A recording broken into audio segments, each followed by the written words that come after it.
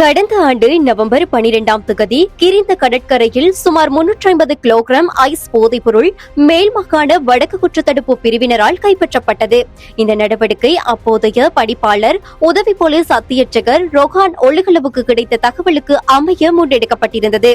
இதன்போது 7 சந்தேக நபர்கள் போலீசாரால் கைது செய்யப்பட்டிருந்தனர். குறித்த போதைப்பொருள் தொகுதி தற்போது துபாயில் மறைந்திருக்கும் அங்குடே பிரியந்த் என்ற போதைப்பொருள் கடத்தல்காரருக்கு சொந்தமானது என முதற்கட்ட விசாரணைகளில் தெரிய வந்துள்ளது.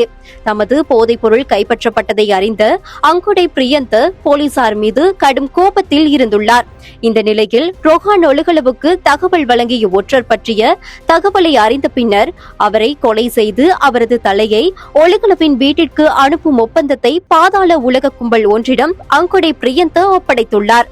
பாதாள உலக கும்பல் தன்னை தேடுவதை அறிந்த ஒற்றர் தனது வீட்டை விட்டு வெளியேறி தலைமறைவாகியுள்ளார்.